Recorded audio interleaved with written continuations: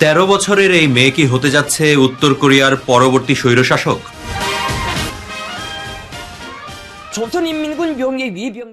এই বিষয়ে বিস্তারিত জানার আগে উত্তর কোরিয়ার কিম বংশ সম্পর্কে সংক্ষেপে জেনে নেওয়া যাক। দ্বিতীয় বিশ্বযুদ্ধের পর পুরো পৃথিবী মার্কিন সমর্থিত পুঁজিবাদ এবং সোভিয়েত ইউনিয়ন সমর্থিত সমাজতন্ত্র এই দুই বলয়ে বিভক্ত হয়ে পড়েছিল। সেই সুযোগে সোভিয়েত সমর্থনে কোরীয় উপদ্বীপের উত্তর অংশ দখলে নিয়ে 1948 সালে কমিউনিস্ট গণপ্রজাতন্ত্রী উত্তর কোরিয়া প্রতিষ্ঠা করেন কিম বংশের Kim ill সুং। Seoul fell the next day, June 28. 1994 সালে ইল সুং মারা গেলেও তাকে এখনো দেশটির চিরস্থায়ী প্রেসিডেন্টের মর্যাদা দেয়া হয়। এরপর দায়িত্বে আসেন বংশের দ্বিতীয় কিম, কিম জং ইল। তার অধীনে পরমাণু অস্ত্রধারী দেশে পরিণত হয় উত্তর কোরিয়া। 김정은 동지께서는 이러한 우리식 무기 체계 구성안을 심의하고 사모하면서부터 2011 সালে জং ইলের মৃত্যুর পর তার ছেলে কিম জং উন দেশটির সুপ্রিম লিডার হিসেবে দায়িত্ব গ্রহণ করেন।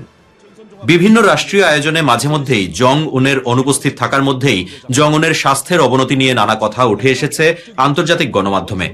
তবে গণমাধ্যম ও তথ্য প্রবাহ নিয়ন্ত্রণে বিশ্বের অন্যতম কঠোর দেশ উত্তর কোরিয়ায় সুপ্রিম লিডারের বিরুদ্ধে কোনো তথ্য পাওয়া প্রায় অসম্ভব। 국방 건설 전략에 대하여 다시금 강조하시면서 경의하는 김정은 동지께서는 핵 전략 무기들을 আগে এই 13 বছরের মেয়ে জনসমক্ষে তেমন আসতেন না, কিন্তু সম্প্রতি নানা সরকারি আয়োজনে তার নিয়মিত উপস্থিতি এমন জল্পনা কল্পনার জন্ম দিয়েছে। ইনি কিম জং উনের মেয়ে কিম জু আয়। 2022 সালে বাবার সঙ্গে একটি মিসাইল উৎক্ষেপণের আয়োজনে তাকে প্রথম প্রকাশ্যে দেখা গিয়েছিল। এরপর থেকেই রহস্যময় শিশু থেকে হাই প্রোফাইল ব্যক্তিত্বে পরিণত হয়েছেন জু আয়।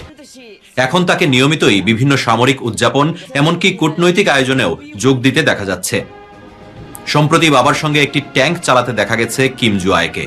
탱크의 전투적 성능을 다시금 묘의하시면서 다음과 같은 견해를 피력하셨습니다. একসময় ঠিক একইভাবে উত্তর কোরিয়ার বর্তমান নেতা কিম জং উনকে জনসমক্ষে ধীরে ধীরে পরিচিত করে তুলেছিলেন তার বাবা কিম জং ইল। ফলে প্রশ্ন উঠেছে, কিম জং উনও কি ধীরে ধীরে তার মেয়েকে উত্তর কোরিয়ার পরবর্তী শাসক হিসেবে গড়ে তুলছেন?